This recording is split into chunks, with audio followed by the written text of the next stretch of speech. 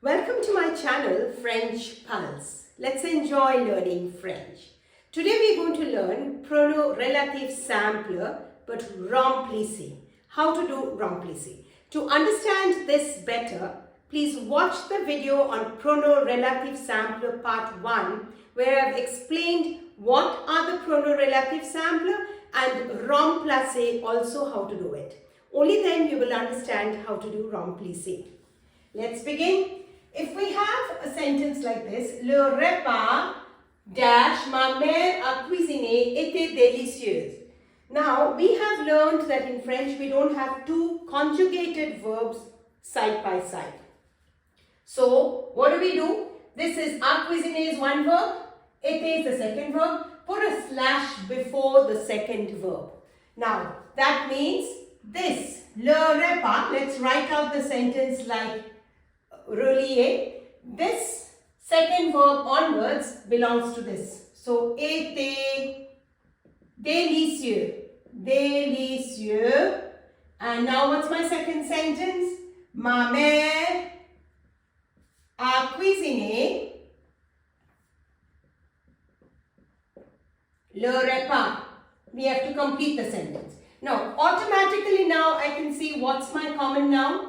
In the two sentences, we need to identify the common noun, the repeating noun, or it's also called antecedent. So here I've identified my common noun as le repas. And in the second sentence, we can clearly see it's in the place of object. So it's going to be replaced by que. So my answer would be le repas que ma mère a cuisiné était délicieux. Now let's look at the second example. La jupe tu portes est long. Again, we've got two verbs, porte and long. Put a slash before the second verb. This part belongs here. So, let's write out, expand the sentences. La jupe est longue. And write the second sentence. Tu portes. What are you wearing? La jupe. So, clearly I can see my common noun. So, what is it? La jupe and la jupe here. In the second sentence, the position of la jupe is in the place of object. So it's going to be replaced by que. So my answer would be la jupe que tu portes est longue. Let's look at some more examples. Let's look at some more examples. In the last example, we saw that when there are two verbs, one after the other, how we, put a slash before the second verb, and that's how we came to we derived our answer. But here, this is slightly different. J'ai un cousin is the first one. Dash aime la pizza. There is no, two verbs are not there here. So what do I do here? Write out the first sentence. J'ai un cousin. That's my first sentence.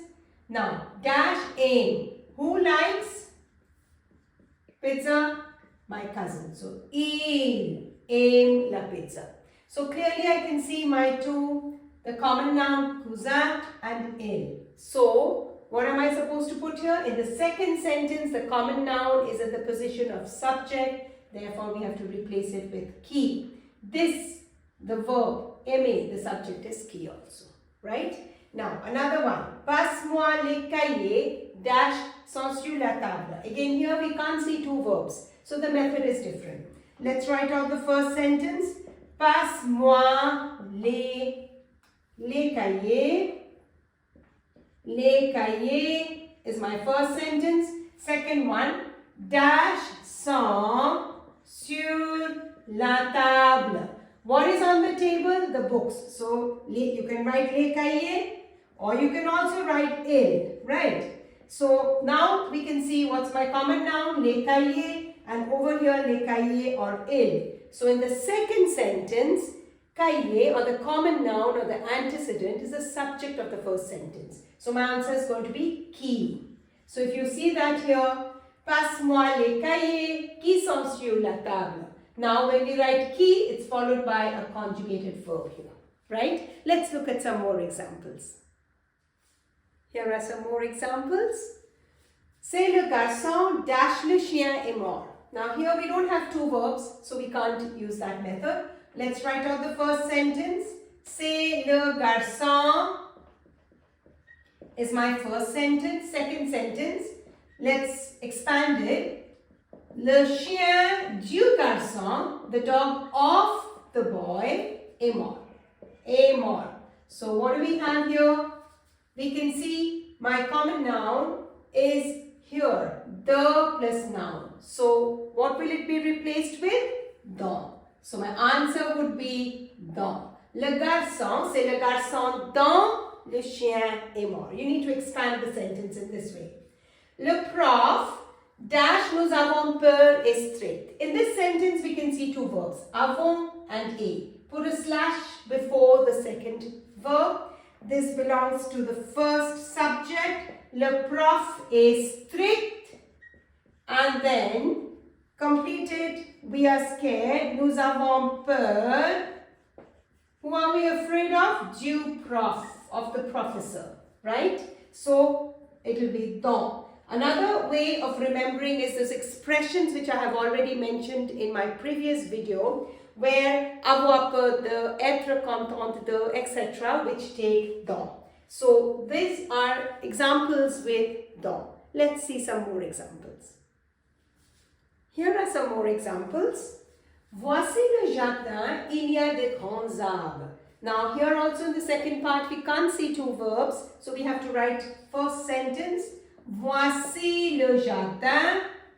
And what's my second sentence? Il y a de grands arbres. Where are the big trees? In the garden. Dans le jardin.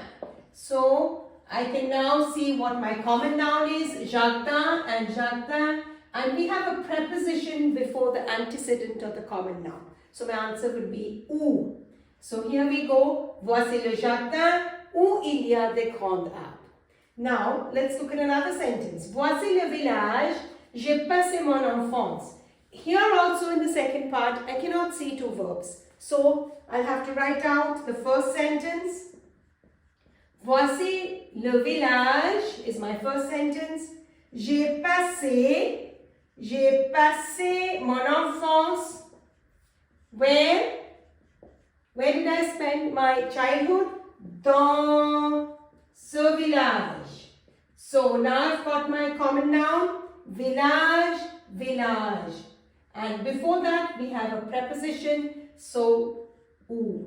So voici le village où je passais mon enfance. I hope you have understood how to do pronom relatif simple remplissez. Click the link in the description box for more exercises on pronom relatif with remplissez. Like, share and subscribe to my channel. Au revoir et à bientôt.